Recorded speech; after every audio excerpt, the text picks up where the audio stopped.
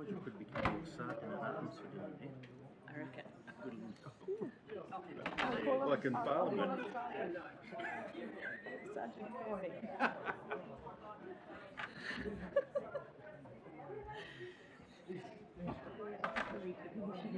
Did he?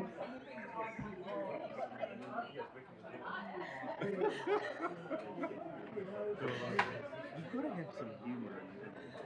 Sometimes the situation is just like, oh.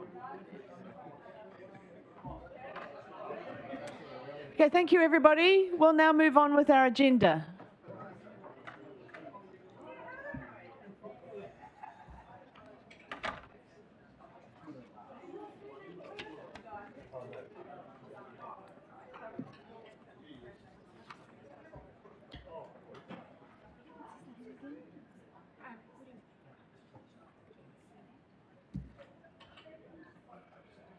Kia ora everybody. I'd like to welcome Hiruai Paki, who's joined us from Ngāti Toa, his Ngāti Toa representative. Welcome, Hiruai. So I'm actually going to move forward item 12, public speaking time for items not related to the agenda, so that our public speakers don't have to wait maybe 4 or 5 hours to speak. I'm sure they would find the meeting scintillating, but they didn't sign up for a Wagner opera today. So I'd like to welcome Lynn Sleeth, Bruce Henderson and Richard Young. Thank you. Thank you. Good morning. Good morning. Thank you for the cooperation.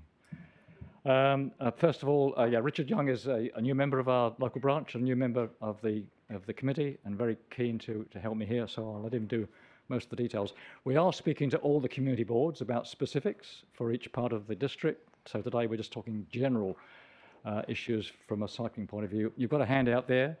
Many of you will have heard us speak before. Cavity Cycling Action. We represent all cyclists on the Cavity Coast, young and old, fast and slow, Lycra and whatever, e-bikes and whatever you like. So we just want to address climate change and get more people to be more active and travel safely.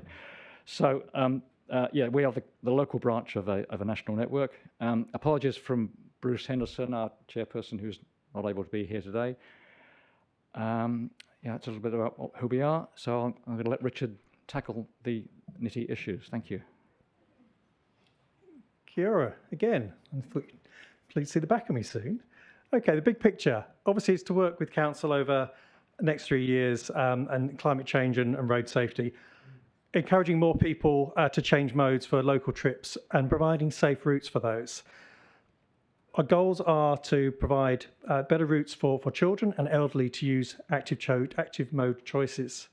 That's obviously consistent with council's own goals under the Climate Emergency Action Paper. Just a little bit about speed limits. The note from the latest speed setting rule from Wakakatahi that all councils will have to develop speed management plans and consulted with affected road users. Obviously, people on bicycles, tricycles, scooters are road users as well as people who drive vehicles. And our group wants to actively contribute to that work, obviously through a newly minted road safety advisory group, so it listens to the community. Just to sort of put a post out there is that you are 3 times more likely to be killed by a car travelling at 50 than at 40. So when we talk about reducing speed limits from 50 to 40, you will effectively one-third the number of people that are likely to be killed by cars on roads. Now that's probably a very small price to pay to reduce speeds, to improve the lives of many people, not only obviously in the district, in the country. So speed setting rules, and obviously we'd like to be involved within that. Safety around schools. We're excited that Minister Wood's initiative to create no car zones around schools and school precincts. There has been a significant reduction in the number of school children walking and cycling to schools over the years. And on an area like Kapiti, there's really no excuse. We have the flattest, most beautiful part that people can walk and cycle to get to their schools. And pathways and access into town centres. The concept of continuing to build pathways of 1.5 metres is, to be honest, it's a farce. More people need to be on the pathways safely. whether that's children on bikes or scooters or people walking, mobility devices, we should be having at least 2.5 metre paths within there. And just a couple of challenges out there. We can get 8 times, or you can get 8 times more people parked on bicycles in one parking space than a sole use car. Therefore, one way to improve access into our shops would be to replace 1 in every 20 car parking spaces with an 8-rack bicycle rack. Not expensive, could actually increase footfall in shops. So other things, obviously, the bigger picture things, the revocation work, obviously along the ex-state highway, very keen to get involved in that. Also myself with a professional hat on, and working as assisting council and anybody that's interested in having that sort of work as well. So cycling, company cycling action, we're very much keen to partner with council to improve the roads and safety and improve and encourage active mode use of all users in the district. Thank you. Any questions? Any questions? Councillor Cooper. Thank you, Richard. Just a question on no car zones around schools. Have you actually done any work on what that would look like? Have you engaged with the schools, and if you have, what were the schools' response, and how do you think it could work operationally? Look, I have not. I don't know if. Yeah, I think that's a Minister of Transport suggestion. And my understanding, Sean can confirm this. My understanding is he's offering legislation which local authorities can then use. Currently, local authorities cannot create no-car zones around schools. Although, you visit any primary school in Kapiti at 3 o'clock in the afternoon, and it's just bedlam. You know, people. You think they're in a Monaco Grand Prix waiting to take off. You know, they're waiting for the child to join them, and then they're raced away. Or you're an ex-policeman, you must have seen a lot of this sort of thing. So I mean, I think the minister's legislation is offering councils the opportunity to create something that will be safer. I know in Wellington they're even saying that because the schools are so close together, by the time you've created no car zones, you've got almost no traffic in the urban area. So I mean, it's just a concept. We haven't done any research locally. No. Great, thank you. Cheers. Councillor Pavanov. Thank you, through the chair. Thank you for both of you coming along today. So I have two questions, or one question which is sort of intertwined. Is that there's obviously, I think there's obviously a great move to reduce speed limits to make it safer. The other side of that is to improve the quality of the roads as well as the cycle lanes. And I know that in some parts of the country the cycle lanes are being well separated from the roads. So I'm just wondering, in your discussions with maybe council staff, is that something that has been considered here, and is that actually a good approach to take? In the same way, you have different roads with vehicles, different speeds, different environments. The same thing applies for active modes. Ideally, in residential areas or through thoroughfares, separated is by far the safest. It also encourages people, which actually reduces traffic volumes as well. So absolutely, where it can be provided. In other areas where the environment's different, you may go for on-road use or paths that are completely separate routes. Yeah, we have obviously the long path through Ramadium and Paparumu, which is great for transiting along, but it doesn't necessarily do very much of Romati because you can't really access it. It doesn't really go between where you want to go to. So it's the appropriate path, the appropriate safe route for the appropriate environment. Thank you. Thank you. I think we have Councillor Wilson next. No, Councillor Kirby. Sorry. Next. Yeah. Kia ora, thank you for your presentation. I've just got a practical question. Have you done any research in talking to people in our community about what are the barriers to them using their cycles across the Kapiti coast? Well, our parent organisation, CAN, has done some work on that. There was a lot of work done before Christchurch was rebuilt. A lot of surveys done about profiles across the public about and they fall into about 4 or 5 categories.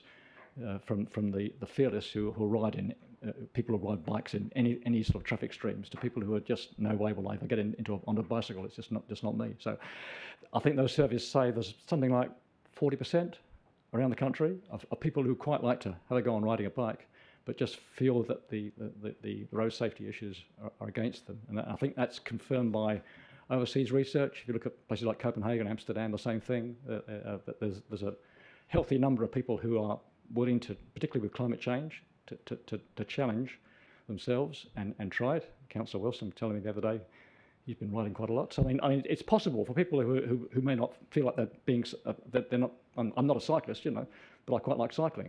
But it's addressing that. It's the balance between, yes, I want to do that for the climate, but on the other hand, I don't feel safe. Yeah. So we don't have anything specific to Kapiti in terms of those barriers.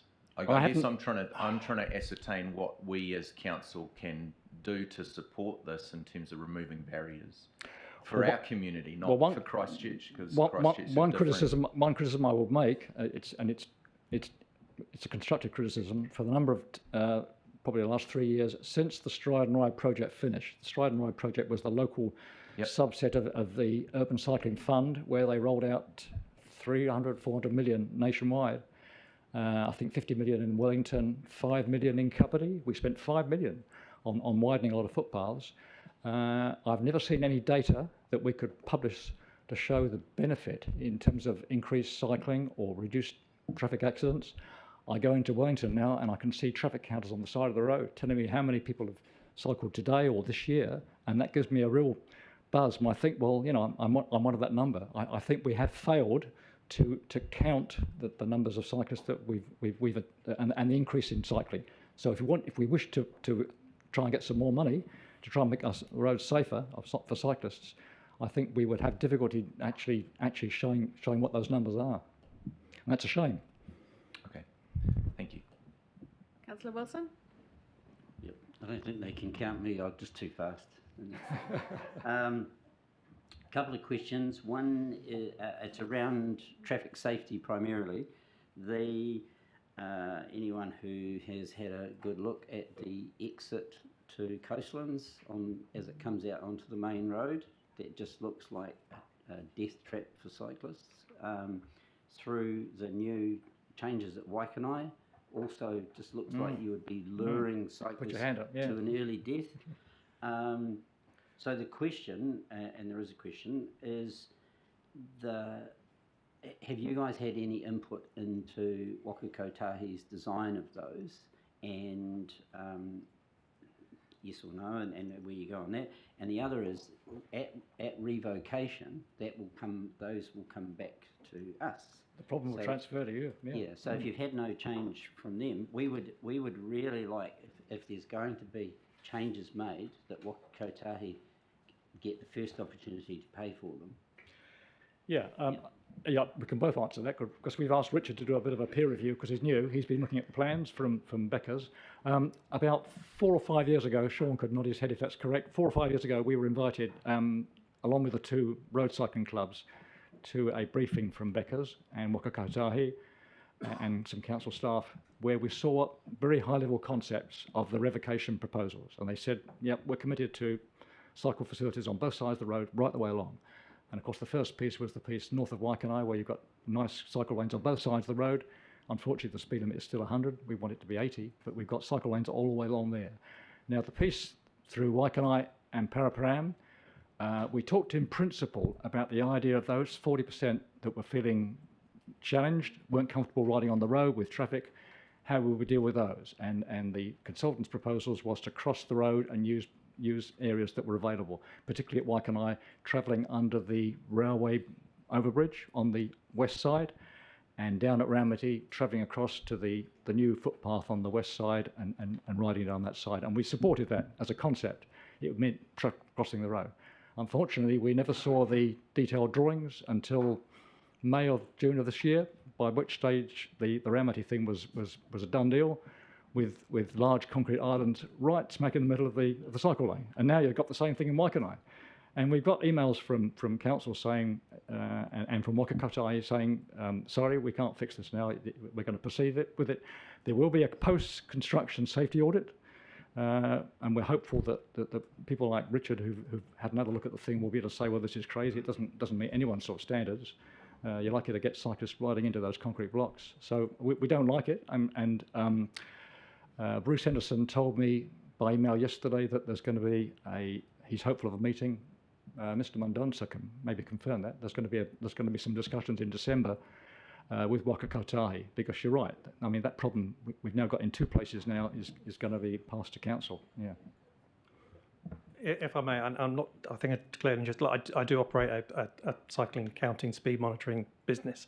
The key thing on most of this revocation work, design work, is not the major design. The major design is great. It's laudable. It's encouraging active modes. What always seems to be the issue is the details. All you need is one pinch point for people to feel unsafe, and that's a 5-kilometre journey that people then won't make. So, as Lynn said, it's very much down to details, and that's where we'd really like to work alongside council, especially NZTA at Wakatahi if they're going to fund it. And having worked at Wakatahi, there are good people there, but quite often they don't get to see some of the poor design that does come out, and there is a high amount. I'm not singling out any company, but quite often the design is sort of shoehorned in at the end, and it could be better, and it doesn't take much. It doesn't cost any more to do it once and do it right.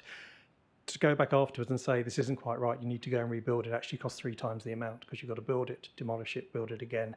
It's not good for anybody, so we don't want to do that, especially with council. Councillor Hanford.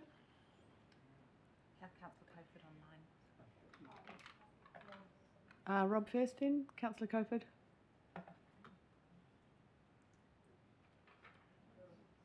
Can I say it? You're on mute. Always wanted to see that. Okay. Oh, thank you, Madam Chair, and thank you, Richard. Just with the construction of the expressway right through the district, and the advent of the possible opening of the Peka Peka to Old Taki one before Christmas, it's been a wonderful opportunity to coordinate the cycleway, walkways and bridleways right through the district, and you've answered half of my question. With this, is there anything more the council can do to help the cycleways? I know that we have a problem at Old Taki with the new cycleway on the new bridge. Doesn't really get us into the right part of Old Taki, and we're looking at a clip-on going on the Old Taki River Bridge. Is there anything more any more input council can do with you to get these cycleways more useful? Yes, we'll send you a list. Thank you, Richard. Much appreciated. We are going to be appearing in front of the Otaki Committee Board next week. I think it's next week. Yeah. Yes. Councillor Hanford, then Councillor Warwick. Yeah, kia ora koroa. Thank you so much for coming along and sharing your expertise and your passion with us. I think my question might have already some of it would have been covered off, but in terms of like a kind of collated list of all of the top priorities in the cycling space to improve safety that you see, I know that Councillor Spires has done up an incredible kind of road safety list, and if there are things that you might have noticed that have been missed off there, is there something that exists that the KCA holds and is kind of updating regularly? Well, I could, just on the spur of the moment, refer you to the Council's Sustainable Transport Strategy, which was adopted last year, and I can remember for cyclists reading through the thing, skim reading it, 3 things stood out to us, which have been adopted in our own strategic plan. The first was the unconnected network for school children to get to school. Mm-hmm. This is council recognising that there's a problem there, and we've mentioned that. The second was commuters getting to the transport hubs. Why can I power pram? And I guess council's working on that. I haven't checked it out coming out of Coastlands, but I mean certainly as an ex-commuter, I would find it reasonably easy to get to the station. And the third one was the problem of Cavity Road being such an unpleasant environment. We've got a pathway on the south side of Cavity Road, and I've spoken to people like Councillor Spears a lot about this, and at road safety. I mean that pathway past the Mitre 10 trying to get past, trying to cross multiple crossings. Some of those crossings are quite high speed. It's not a pleasant environment to take a 10-year-old cyclist, and that's really the test for us. If you can send your 10-year-old grandson along that road by themselves, it's okay. It's only on the south side, and it's quite challenging. On the north side, we would like to have seen that 1.5 metre footpath that was reconstructed east of Arafata. We'd like to have seen that rebuilt as 2.5. We saw it was a bit crazy to dig out the whole area right from the curb right to the property boundary, and then very carefully put the 1.5 metre back and replace the grass behind it. I mean, why, it's on a major route. There's a whole lot of housing. People live there. People take their children to the primary school along that last block. Why on earth wasn't that made at 2.5? I know there are NRB National Roads Board rules. I used to work for the National Roads Board. I know the rules about footpaths. But I mean, this is climate change, housing intensification, apartment blocks in the urban areas. I mean, it just makes total sense to take every opportunity to build your footpaths a little bit wider. That's another issue. Just one more really quick question. If council was to kind of reinvigorate the road safety advisory group, would that be something that the Kāwhiti Cycling Action group would be kind of keen to feed into? Yeah, we've been very critical about that group. I've seen, I think, 3 versions of that group, and it's never really worked that well. The staff find it frustrating because it seems to be all about potholes and broken signs and abandoned vehicles, whereas it should be doing with the big picture. You know, it should have big picture people on board. It should have specialists on board. It should be addressing. The council's now got the challenge under the government's speed setting rule to develop speed management plans, and I've spoken to Waka Kotahi, and they say, yep, as a cycling advocacy group, you should definitely be helping the council to develop those speed management plans. So I think the RSAG, if it's reconstituted, it should be looking at speed management plans, it should be looking at safety around schools, it should be looking at climate change. It should have a different focus totally. Cool, thank you, Lynn. Thank you. We've now had a couple of really useful inputs into our work around advisory groups and panels, so thank you very much. Councillor Warwick? So there is a plan, I believe, to reinvigorate that, but that will be next year. What kind of time frame does the council have to affect the problems, obviously, that are in Waikanae? And do we need to bring that up before the Road Safety Advisory Group is formed? Do you have a time frame before we cannot change what obviously is not a good plan? Are you talking about the revocation? Yeah.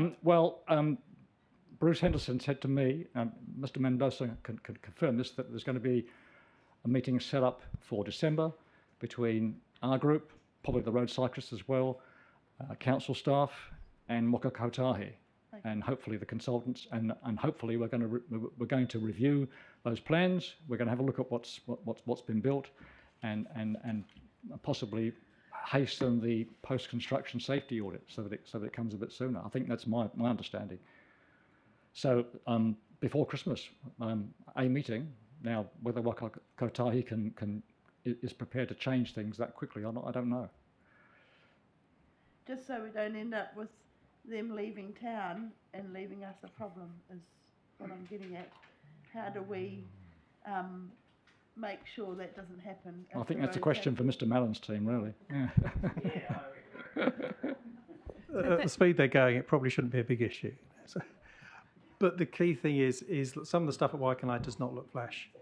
And the sooner we have that meeting, the sooner the ability to make sure we don't have those issues again, and that defects which look to be substandard are rectified well before any roads get passed over to Kapiti Coast. Thank you. Thank you for your input today. Much appreciated, and certainly a conversation that we need to keep having, potentially through some of our subcommittee work. If you'd like to take a seat, we'll move on. I don't think that we have public speaking time responses in the agenda, but I'll add it to the agenda now. And we'll have some responses from Sean Mellon, and I think there were some questions for Mike Mendonça as well there. Thank you, Madam Mayor. I guess the main point was really the Road Safety Advisory Group. Issues with regard to road safety, there's no reason to wait for that subcommittee to be formed to raise those issues with council. If there are significant road safety issues that you're aware of, then 100% you should be making council aware of them now, and we can certainly have a look at them. The questions around the revocation, I think one of the issues there is the length of time that project's been rolling through the district. Some of the earlier work, and I know there was some significant work done early on in terms of reviewing both the cycle facilities on that project down to a reasonable level of detail, but that was some time ago. So it may be a function maybe of refreshing some of that work. But also, again, we are talking with Waka Kotahi every day, constant communication with them in terms of issues that have been raised, and absolutely the opportunity to look to modify some of that work depending on the extent of what's raised concerns exists now. And that project, again, there's a separate process with regard to revocation and the formal handing back of that asset to the council. So again, we have our own snag list in terms of, from an officer's point of view, what we consider needs to be rectified. Again, happy to add to that based on the conversations I know that are happening with Lynn and that group, and work through with Waka Kotahi to try to resolve them. But the other bigger issue, I guess, is the funding that's provided by Waka Kotahi or by central government to actually rectify a lot of the safety issues that have been raised in terms of cycle facilities, shared paths.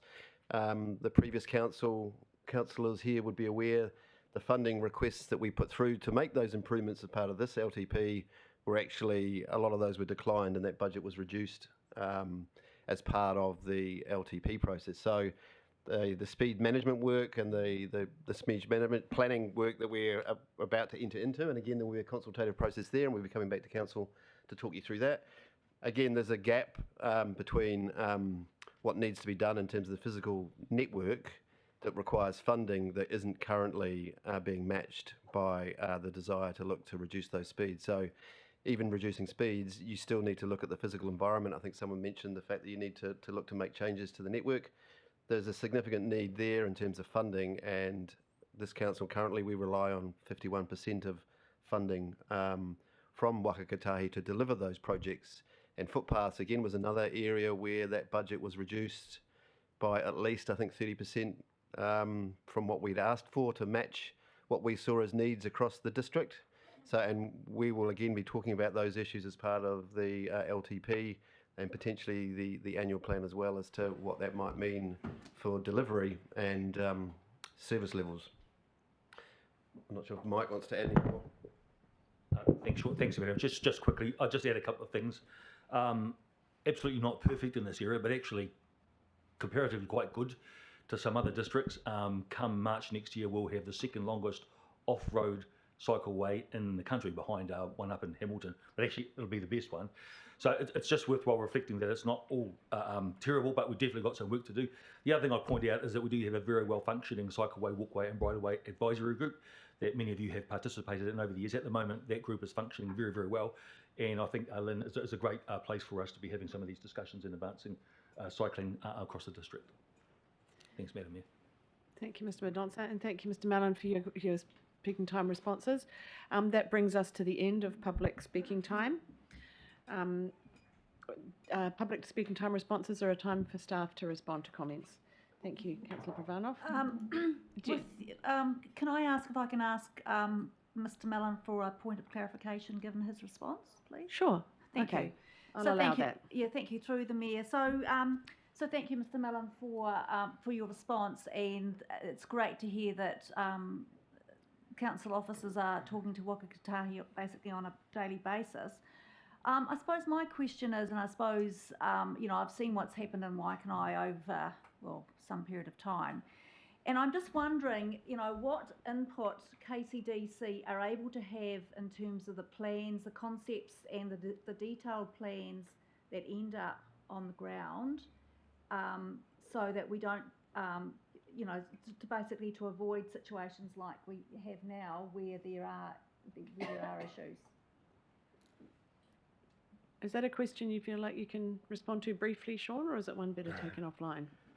I can provide a brief response, whether that answers the entirety of that issue. I guess Pika Pika to Otaki is a good example from a revocation point of view, where the council haven't been involved in the planning and the detail associated with the revocation. So there is a working process there that you're involved in, and those plans come back to council, have been coming back to this council prior to them forming part of the detailed design on the ground.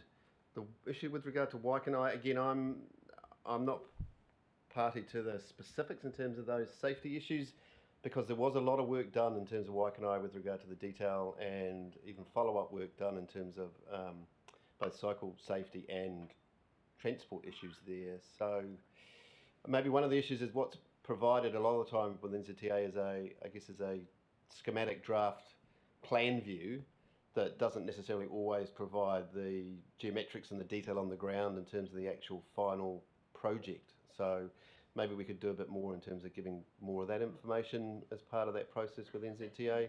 And then the other one is obviously things do change on site for whatever reason in terms of things that are possibly outside our control in terms of whether you can actually accommodate what was proposed as part of the design. So but again, as Mike said, happy to keep working both with that CWB group and with the council as we move into the Pika Pika to Otaki delivery phase of the revocation. Would be another opportunity. Thank you. Well, that was a rather longer discussion than I thought it was going to be, but very worthwhile. And we'll look forward to further conversations in that space. So we now move on to reports, and our first report is 10.1, Notice of Motion, Te Uruhi project. And as there is no staff report surrounding this, we won't have this introduced, and there will be no questions. I would ask the mover to please move the motions, and then I'll call for a seconder, and we'll continue from there. Is that the right way to proceed? Councillor Wilson. Just a point of clarification.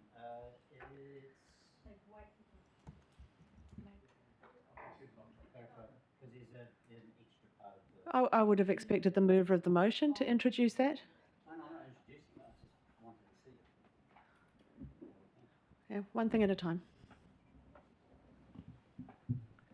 Councillor Coe. Thank you, Madam Mayor.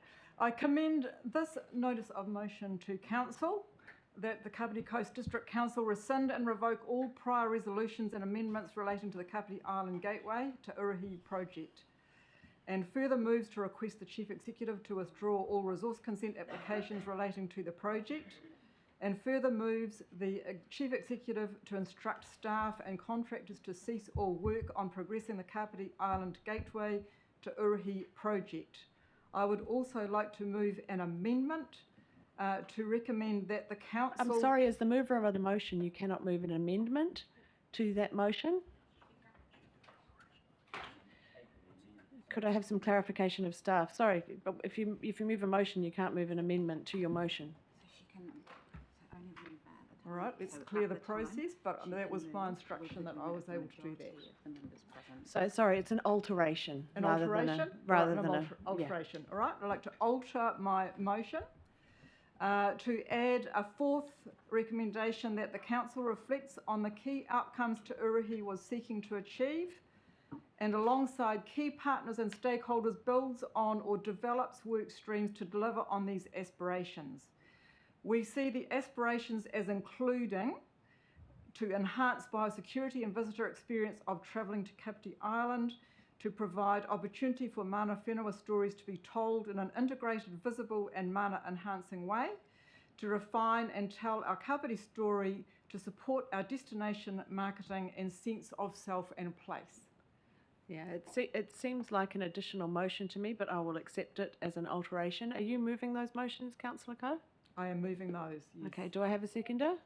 Councillor Halliday. Right of introduction.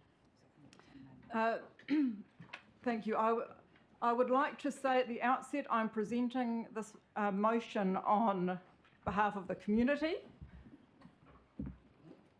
And what we have in front of us now is a project that is symbolic of a council that doesn't listen to its community and cannot be trusted. And I think that's a very unfortunate situation to be in.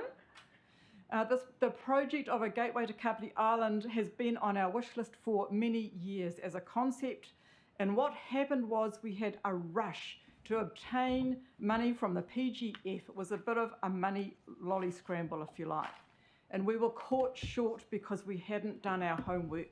There was not a lot of planning gone into how we would implement this. And I would pick up on Mr. Fred Davies' comments that he felt that there was no time for consultation and that staff were rushing to get this, the business case put together, the proposal put together in order to meet the limited timeframes of the PGF process. So the process was flawed from the start in the sense that it was not planned and rushed through. It felt a bit like Cinderella's shoe, that we were trying to squeeze things around to fit an outcome. The outcome we focused on was obtaining money from the PGF, and there was a single-minded focus on that without really stopping and thinking whether this is something the community wanted or how we consulted with the community. There are three key criteria for PGF funding: that the projects have widespread community support, that they are shovel-ready, and that iwi are involved and there are clear benefits to iwi from the project. It's clear now that we do not have widespread community support. We are in breach of the requirements of the PGF. It is clear we do not have a shovel-ready project. We are yet to have a resource consent for this project, and it is highly likely that will be appealed and there will be a 12 to 18-month delay. Yes, we have iwi involvement, but I feel ashamed in a way about that because having been involved since the outset, I know that there was a push to have iwi involvement in the project in order to meet this requirement from the PGF.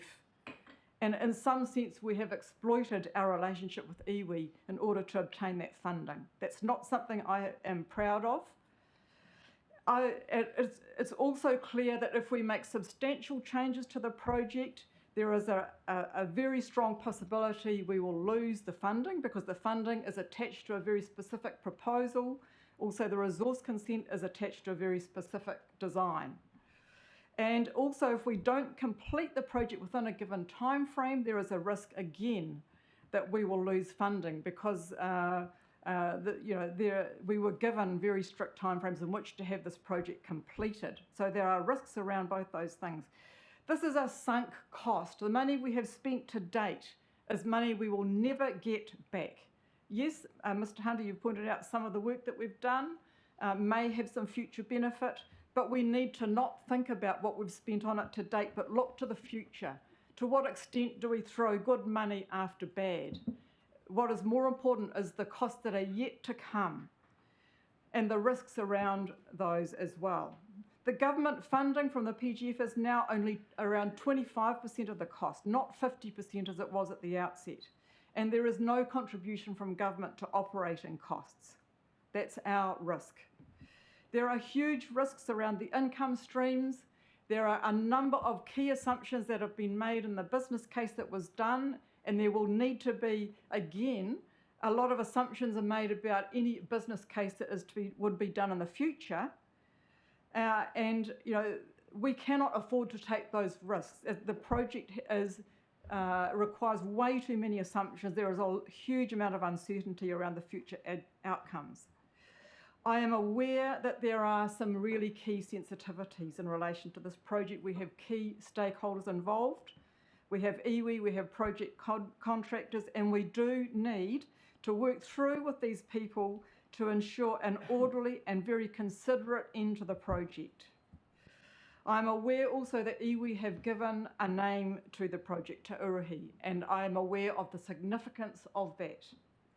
I would also say that it was a highly presumptive move to name a project that did not have a resource consent and around which there was huge uncertainty. So at the time that name was given, everybody knew there was a possibility the project would not proceed. There was a known risk. So I don't think that gifting the name to Uruhi should in any way commit us to going ahead for something that does not make sense from a financial or a community perspective. We have got past the point of doing more research on this project. We do not need more reports and delays. The information, the costs, the assumptions, everything is changing on a daily basis. At some point, we have to draw a line in the sand and say, enough is enough. You know, how many more business cases do we need to write? Every time a piece of information changes, do we need to review the business case and carry on doing more research, writing more reports? Every day of delay is another day of more money down the drain. I've talked about the risk. You know, and we can't review the design of the building as Darren Councillor Hunter has Coe, pointed out. your 5 minutes for debate has ended, so if you could wrap up, please. All right, there is an opportunity cost of funds that can be used on projects such as the Waikanae Library, the Community Centre, the Mahara Gallery, and so on. Let's focus on the outcomes, the biosecurity, telling the Kapiti story, telling the iwi story. We need to do all of those things. There are other ways we can do this besides building an $8 million building on the beachfront. I just would like to close with a comment that I received from a member of the public, which summarises everything, who said, "I would like to say that enough is enough, and it's time to put the folly that is the gateway to Uruhi to bed once and for all. The promise of listening to the community cannot be fulfilled until this is done. Time to regain a little of the trust and respect that has been decimated by the previous council and CEO. Do it because it is the right thing to do." Thank you. Thank you, Councillor Coe.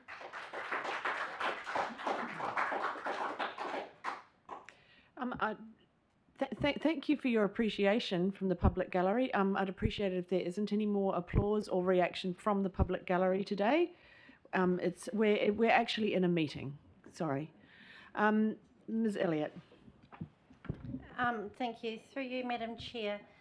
The Te Uruhi Gateway project in its current form was triggered and in part funded by the PGF, and I just wish to update the table on the PGF fund aspects that are affecting Kapiti.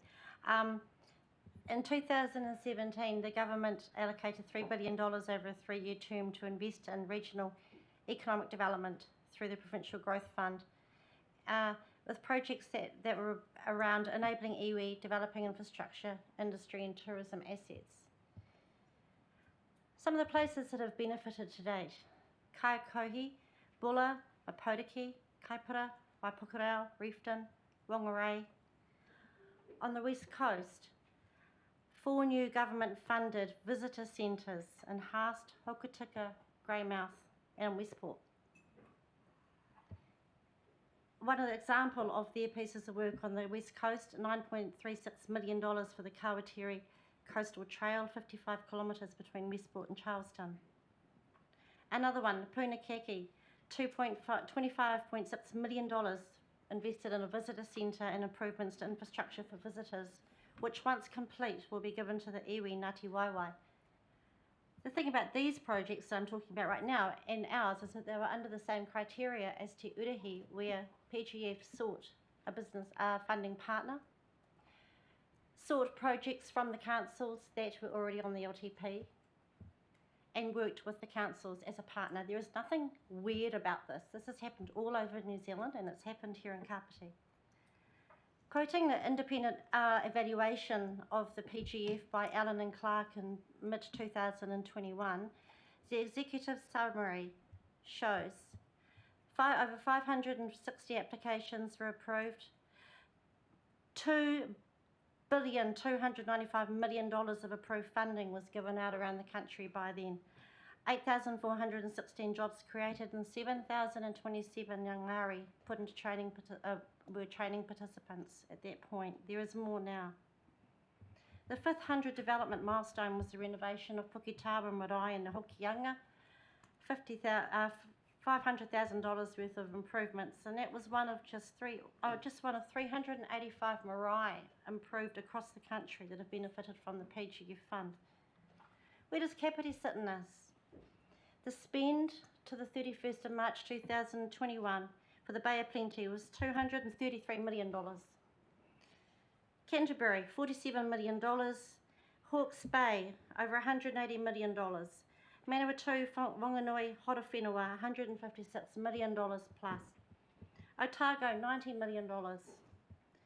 Southland, $76,900,000 coming into that community. Tokerau, Northland, punching above their weight, Mr. Edwards, the highest number, $572 million. Taranaki, $80 million. Tarawhiti, East Coast, $224 million. Waikato, $118 million. The West Coast, $169 million to date at that point. Chatham Islands, with a population of 800 people, 5 million in 18. Kapiti Coast, the smallest number of the entire country, 4,280,000, and apparently 2,230 of it is not wanted. So I'm kind of grateful as a Kapiti Coaster for the individuals and organisations that have put in applications that were successful for the 6 projects that have received funding to date. $2 million worth. So the difference between all these places I have just named and the Kapiti Coast is that they are where all the international and domestic tourists of our lifetime will be going, not Kapiti. Their communities, their economies, their people's mana will be uplifted with increased productivity, consumer spending, economic development and positivity, not Kapiti. I just wanted to show you where Kapiti sits in the big picture when the shutters are off and we compare ourselves with the rest of the country. And I want you to know how quickly Kapiti can be exited from this picture by your vote today. And I have to leave at 12 o'clock, so I really just am grateful for the opportunity, Madam Chair, of sharing this with you, these thoughts. Thank you very much, Ms. Elliott, and thank you for the work you've put into that bit of research. Do I have any other people wanting to speak in debate on this item? Yes, I would, please. Thank you, Mr. Olsen. So for you, I understand that the previous Raumati and Community Board was requested to and wrote in support of the Gateway early on. And they, at the time, they did ask to rescind it, and they were told, I believe, that they could not rescind it, their support. Now, on the 8th of October, that board ceased to exist. It's now a defunct board and was replaced by 2 new boards, the Paparam board and the Raumati board. And since then, of course, the Paparam's official position on this is different in that we no longer support it, having listened to the community, and we believe in the community and that they do not want it, and that is our official position now of the new Paparam board. So my question is, should that support from the previous Paparam Raumati board now be rescinded automatically as that board no longer exists, and instead should not the new Paparam board, who is the community board that is most affected by this, instead their position be taken or noted instead? Thank you, Mr. Olsen. Councillor Spires.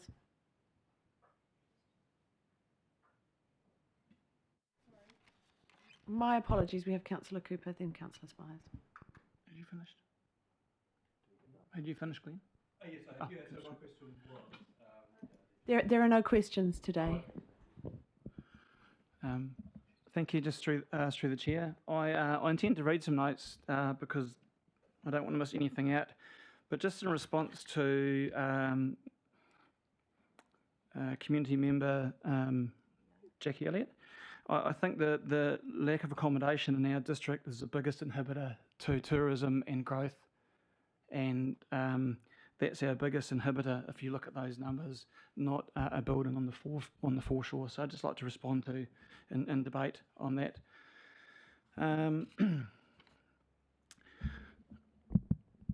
I have read every document produced by the Kapiti Coast District Council published on this project. I've read numerous OIAs in relation to this project, and I've spoken to hundreds of residents, some against, some for. I've spoken to the head of economic development from KCDC several times discussing the business case. I've received an email from the Parapara Umu Community Board, who are our connection to the community. They have asked me to convey that they do not support the Gateway project. Simply large proportions of our community say no. I've spoken to members of Mana Whenua, including those of Puketapu Hapu, some of whom do not support the project and some who do. I have considered those views. Throughout the past 2 years, I've had an open mind on the merits and advocated to address the pitfalls of the project. In fact, I've worked constructively with the project team to assist them in an attempt to deliver a sustainable project. I've said too many times to count, I support the concept of the Gateway and the original aspirations as outlined by the project team. However, this project has been subject to some serious scope creep.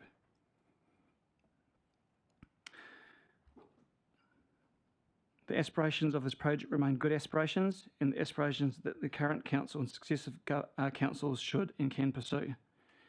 And in that, Mr. Hickton made some very good points. I thank him for his submission. I come to this discussion not with an empty mind, but a considered mind. I'm still listening and considering what is in the best interests of the community. And on that, I would like to personally thank those who have advocated over a long period of time for transparency and accountability, those who have emailed in the past week, and those who have taken the time to come here and speak today and advocate for or against this project. For some, this has been extremely stressful over a long period of time. Having considered all the information published, listened to the argument, listened to the community, debated, been counselled, I've come to a conclusion.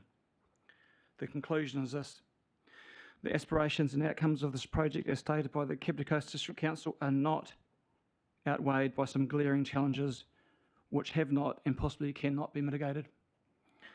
The size, scale, location of the building, taken into consideration the vulnerability of the site and impact on the park.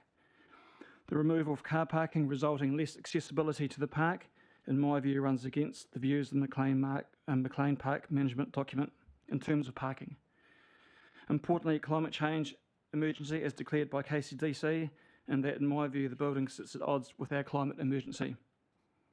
The functionality of the building, or lack of it, in that in terms of scope creep. And I found it interesting that Mr. Hickton seemed confused over the function of the building. With over 70% of the building in biosecurity, this is a Kapiti Island gateway, and the sole operator paying almost 100% of the operating costs. A business case that after 2 years has not and possibly cannot stand scrutiny, and I quote from an internal KCDC document released under OIA, which I 100% agree with, and I quote, "The business case is a toughie because from the council's perspective it is a long-term lost leader. On top of the initial capital investment, ongoing running and maintenance costs are going to be a big investment. Of course, we will try to justify the increased visitation and economic benefits to the region of that and the community asset, but right now, with people crying out for rates relief and tourism in no man's land, we are going to have to paint as rosy a picture of the future as possible in order to make this investment fly at all. We are going to have to show growth and by some margin in order for the council to support this." Still quoting, "It is only in light of marked increased visitation that the gateway makes sense. It absolutely cannot be justified on status quo." End quote. Since this email, the landscape has remarkably changed in terms of visitation to Kapiti Island. Now with a monopoly in terms of the commercial operation of the island, that is only one operator in the market, we are likely to see a decrease in visitation, not an increase in visitation. And that alone, this project cannot be justified. And to date, we've seen a price rise of tickets to the island between 16 and 58%. Simply the business case or lack of it, as noted by the KCDC project team, always has been the Achilles heel in this project. Lack of genuine iwi and community consultation leading to lack of community support and the subsequent loss of trust and confidence in the organisation and the ongoing costs and reputation to our organisation.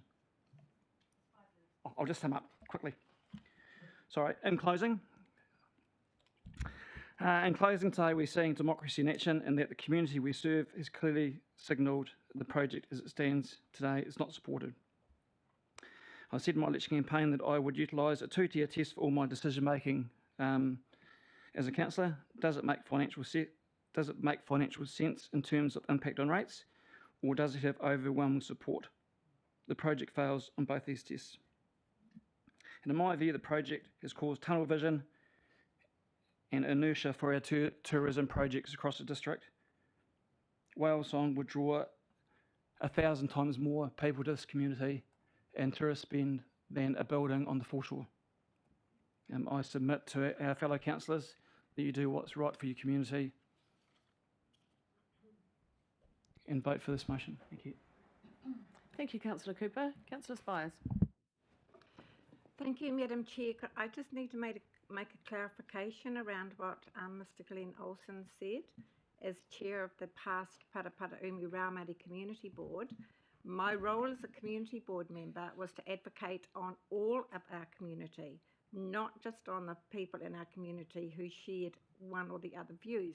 When the letter was written, it stated 3 were in favour of the gateway, 3 were opposed, and their names were on the letter. So it was like a division at council. And as I said, it wasn't my opinion of whether I supported the gateway or not. People I spoke to supported it and some didn't. So my role as a community board member was to advocate on our community as a whole, not my opinion, but those of our community. I just wanted to clarify that. Thank you. You've always been an incredible advocate for the community in that role, Kathy, so thanks for that clarification. Councillor Warwick.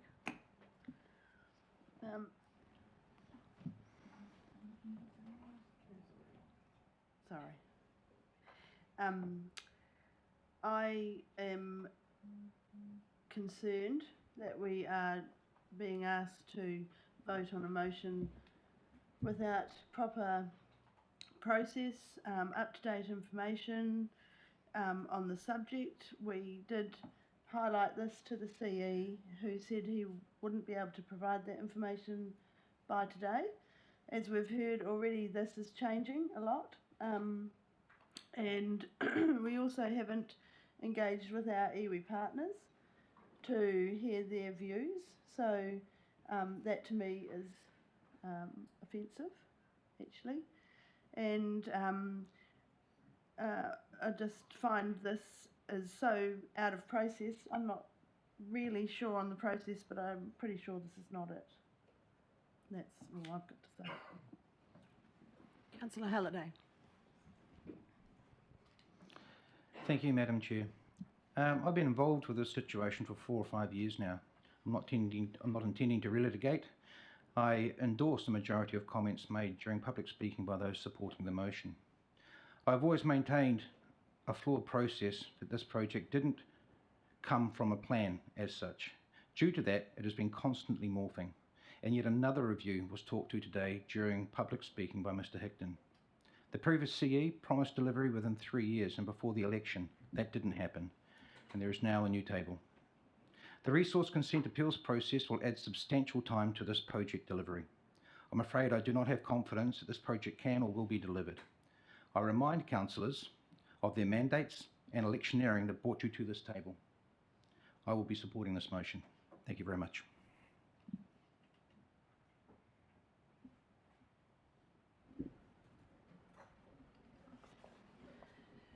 Andre Baker. Tēnā koutou. First of all, I acknowledge your successful election into your roles as councillors around this table. When I greeted you this morning, I recognised you as the rangatira of the district. The previous council was addressed in the same manner when the 3 iwi came together and provided a report on the review that has been led by Tatiawa ki Whakarongotai to reimagine and reset the governance relationship that you have with mana whenua, and I'll stress the description of mana whenua as opposed to iwi.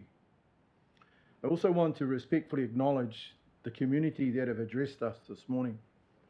And as a former elected member, I understand the responsibility that you inherit to make a decision regarding this project. There's been lots of talk about the currency from a Pākehā perspective, respectfully. The currency that needs to be developed further from today's meeting is to come and talk to mana whenua about the concerns that you have. That doesn't rest on the shoulders of my taina, Kaweba. It doesn't just sit on the shoulders of Puketapu, which is one of our hapu. I'm sitting here as a consequence of a formal partnership you have as our treaty partner with Tatiawa Ki Whakarongotai Charitable Trust and my Art Confederation partners. That's what gives me the authority to sit here and to manage our own relationships respectfully. So I invite you to come and seek the advice of mana whenua. I am somewhat concerned that you're wanting to take this journey without the advice of your own staff and without coming and talking to mana whenua. We've been here for 200 years. We've considered the name that would most appropriately support the vision of our community. I'm very respectful of the concerns that have been raised, the reservations that exist around this table, but you have not consulted with us, and I invite you to do so in the appropriate environment. Uruhi has huge significance for us, and that's the currency that we bring to this conversation. It is not just about a building. It's about the cultural well-being, the physical and spiritual well-being of this community, of the district. The origination of our settlement is in Otaki. Rangiatea is the very first project of this district. That is the sacred altar of this community. And there are other significant sites across this rohe that you need to be aware of, that needs to help inform your decision making. And so I'm asking you respectfully to consider taking the advice that will quantify those views expressed today so you can in fact make an informed decision. I share and respectfully acknowledge your disappointment and your sense that the iwi, the mana whenua of this district, may well have been ill-informed.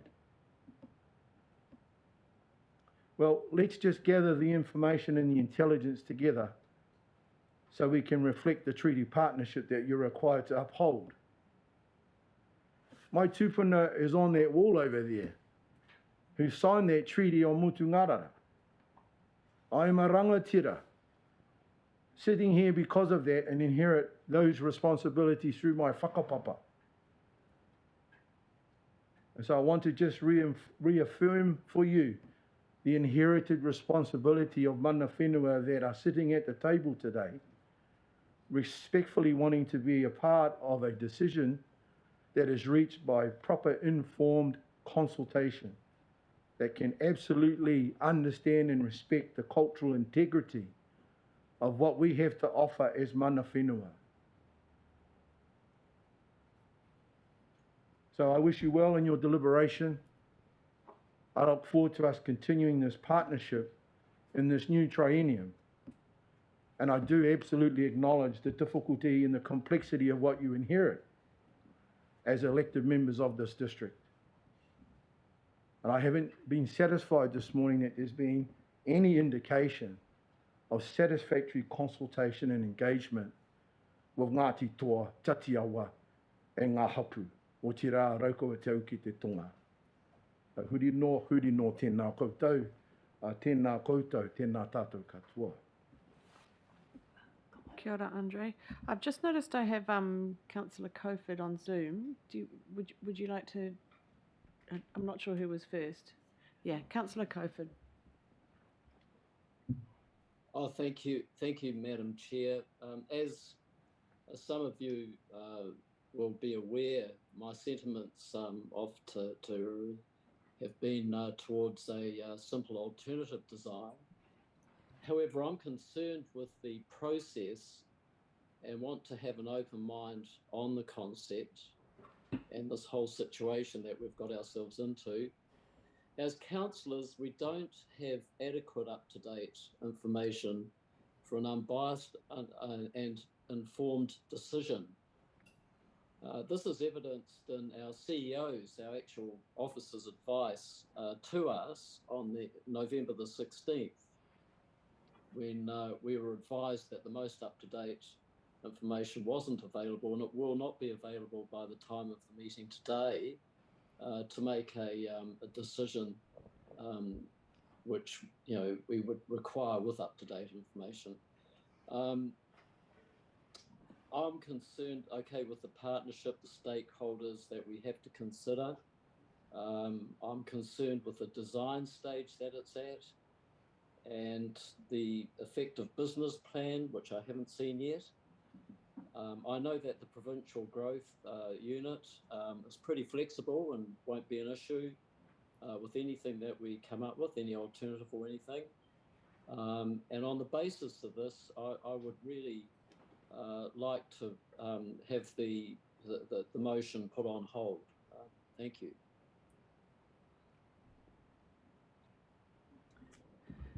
Thank you, Councillor Coford. Denise Hapita. Madam Mayor, tēnā koe. Koutou ngā me ki ngā kānohi o tō tātou nei kaunihira, tēnā koutou. Koutou ko a haumai I tēnei tauhou, kura tui tēnei whare o te kaunihira. Tēnā koutou. To those who are sitting in the audience and contributing their thoughts to this and our discussion today, tēnā koutou katoa. So my name's Denise Hapita. I'm here to represent Ngā Hapu o Otaki, which is a collective of our 5 hapu domiciled in Otaki. And to say that we've sat at this table for the last 12 months and enjoyed most of the discussions. But I just want to say first, I want to endorse and support what my whanaunga here, Andre, has said today, because those are the discussions we've had at this council table over the last 12 months. One of the things I've enjoyed, and I've only been at this table for 12 months, I've had the pleasure to sit and work alongside council staff, and absolutely at the end of last year, at our last meeting, yes, certainly made a point of congratulating the council and the team they have behind them and the incredible workload that the staff get on with and have done in trying times. This is another one of those occasions, and it's a trying time and everyone wants more of them. So I want to endorse what Andre has said. I don't want to go on about it, but as a treaty partnership, I encourage you to embrace it with open arms. And, you could be pleasantly surprised by the outcomes that will bestow all of us in the future going ahead. Otaki community is a very Māori community. It's enriched in its culture. It's passionate about its culture. We're passionate about that. Our children are passionate about that. My role here today is make sure that everything I do has value for my mokopuna, has value for their children. I'm not here today just for today. We're here for tomorrow and all the years to come. Everything we do must provide a better world for them. And I'm sure all of you around the table share that same whakaaro. So I look at Te Uruhi, and we were, I guess I was nominated into the chair there. I had about 2 weeks, and my very first public function was at Te Uruhi, was at the blessing of Te Uruhi. And I'll be honest, at the time I didn't know what it was about. We didn't know enough about it. But as we've sit and watched, I'd like to encourage us all, and certainly Kapiti Coast District Council, and Jackie provided some really good information today in terms where KCDC is behind in working and promoting tourist activities, engagement with iwi, and doing joint activities that shows the rest of the country we're working together as partners and how we should be. I encourage us all to do that. My thought when I left here today, before we met last night at Otaki and to discuss this thing, was to say, can Otaki take this kaupapa? If Paraparaumu aren't interested in culture and having an entity and an activity and whatever that might look like, okay, and are not interested in promoting culture and our collective history to the people who want to come here and the people who want to live here, tukuna mai ki Otaki. That means let us have it. Otaki would embrace another cultural icon at Otaki, and we have the foreshore to accommodate it, okay? But I ask you to do that because you're only going to enhance Paraparaumu, which lacks a little bit in culture, okay, that people of Paraparaumu and the wider Kapiti coast and the people who are moving to this coast in the droves, okay, will have an opportunity to experience culture as this people want to see it, in partnership, working collaboratively on things that can only advance us. I support the review. I don't support the taking off, but that's not, e hara māku tērā, that's not for me to say. But I want to say thank you to all the people who have contributed today. I think it's been a very, very interesting contribution to all of the public speakers and for allowing me this time. Tēnā koutou. Kia ora, Denise. I'm just checking in. Do we have any other councillors, community board members, or Uruhi? Do you have anything to add? Deputy Mayor. Thank you, Madam Chair. I would like to move a procedural motion, understanding Order 24.2, to let this matter stand on the table and not be discussed or debated any longer at this meeting. I would suggest that we would request a report from staff to be presented to us so that this item could be discussed further at a future meeting, suggesting the January one. So under our standing orders guidelines today, best practice is to give some reasons for that. Would you like to do that? I don't think that counts as debate. I think we need to know the reason why you're moving the procedural motion.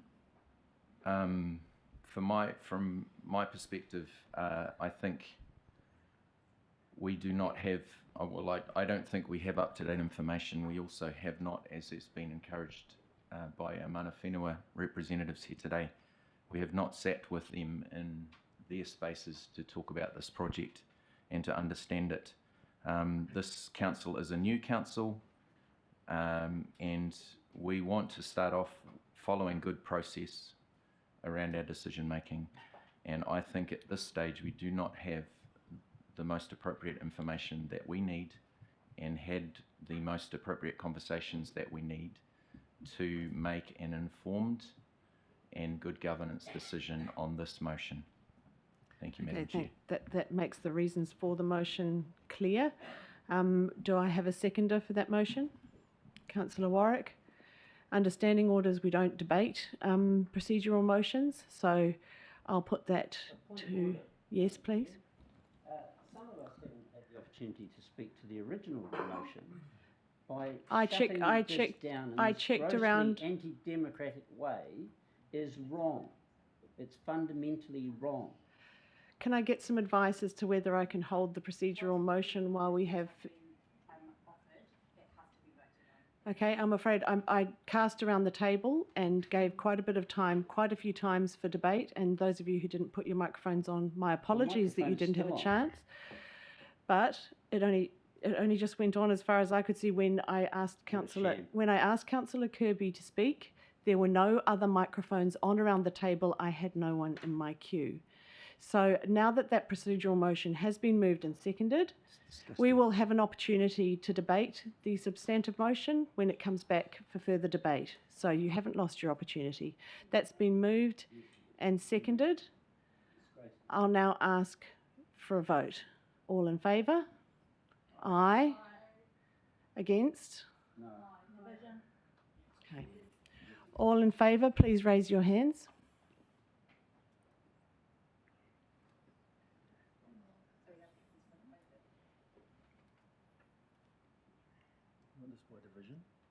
Yeah, you have to call it, yeah. Or somebody does. I'll do it. If you could.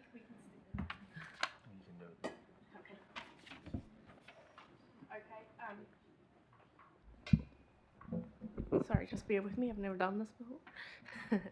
So, for we have Mayor Holborough, we have Councillor Kirby, Councillor Spires, Councillor Handford, and Councillor Warwick. And Councillor Kofit, sorry. And against, we have Councillor Holliday, Councillor Pravanov, Councillor Cooper, Councillor Coe, Councillor Wilson. That's it. That's carried.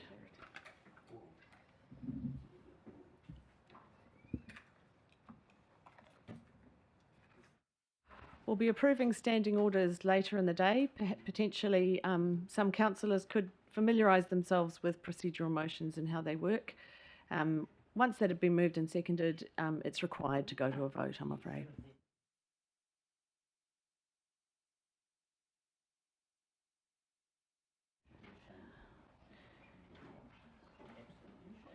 So we move on to, we'll do one more item before we move to lunch. So that's mayoral appointments and establishments of committees, and that's on page 11 of elected members' agendas.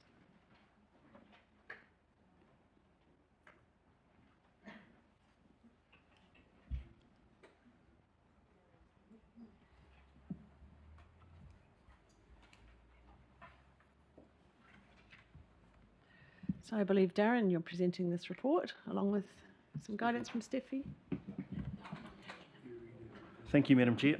I'm quite happy to introduce this report, take the report as being read, noting that it is the establishment of committees and chairs, noting that the Mayor has authority to do this. Happy to take any questions. Steffi, do you have anything that you want to? Thank you.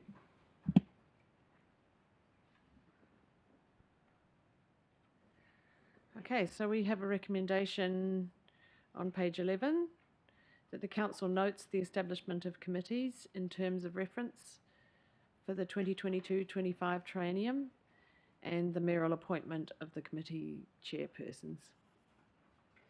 Do I have a mover for that recommendation? Councillor Spires, a seconder, Councillor Halliday. First of all, I should have asked for any questions, so I'll do that now. Are there any questions about this report? Okay, right of introduction, Councillor Spires. Oh, sorry, Madam Chair, I was a bit slow getting my finger down. But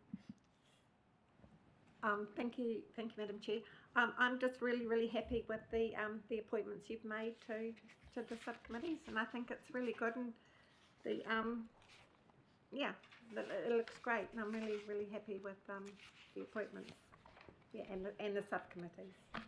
That's all I really have to say. Thank you for that comment, Councillor Spires. I'd just like to take this moment to thank the work that's gone into this and the subsequent reports by all of councillors across the past 6 weeks or so since the election.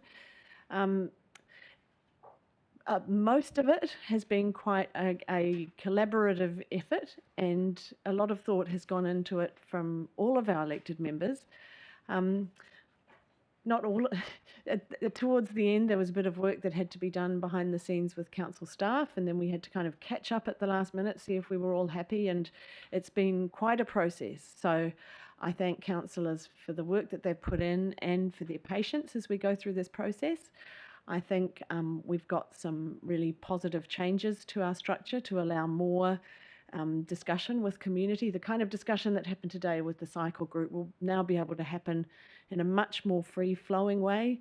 It also provides for potentially getting ahead of myself to a further paper, but I'll just say everything I have to say now. Further involvement by community board members, so that every community board member potentially has the opportunity to sit around a council committee. And also the community boards have the opportunity to nominate other community representatives if they think that they have the skill set and the time required to do those jobs. So yeah, I recommend this to you, and thank you for your support as we've gone through this and the rest of the governance structure for today. So that's been moved by Councillor Spires, seconded by Councillor Halliday. Councillor Halliday. Through you, Madam Chair. Look, I'm again very excited. We've got a different structure in place. I'm looking forward to see how it all goes. Very simply from my end, I've got the Social Sustainability Committee. Thank you very much. I just wanted to note that I had suggested an alternative name to that, which was Take Order or Caring for Life. committee, which is going through process at the moment, which is fantastic. So I look forward to that potentially being able to be updated a little bit further down the track as we discussed. It might be useful actually to note that in the recommendations, just so that we know that that was already underway at the time of writing of this report. So would you like to suggest some wording, or I could? And if the move is happy? Look, I'm happy for the process to be as the process is, because I am under the impression that we are doing this for all the committees with regards to names, so I'm quite happy for that to be the process that we follow through on. But I leave that at your discretion, Madam Mayor. Well, yeah, we'll get to the end of this and then I might suggest another motion after that. That was it from my end. Thank you very much. Any other debate? Okay, I'll put that motion. All in favour say aye. Aye. Against? That's carried. And I would like to move a further motion from the chair that the council notes that work is underway to provide te reo names for the council committees and subcommittees.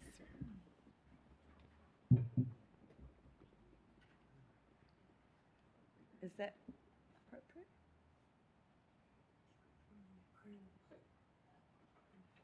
Why, instead of names, should we have today?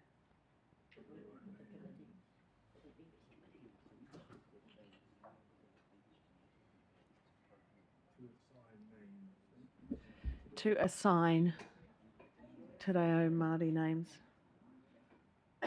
rather than provide.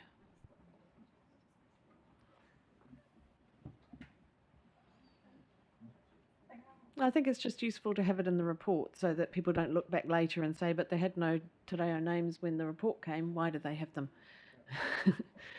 So I've moved that from the chair. Do I have a seconder? Councillor Halliday. Any debate around that? Okay, I'll put that. All in favour? Aye. Against? That's carried. And thank you for your impetus with that, Councillor Halliday. Very important. Okay, we'll now take a lunch break and we'll come back at 1 o'clock.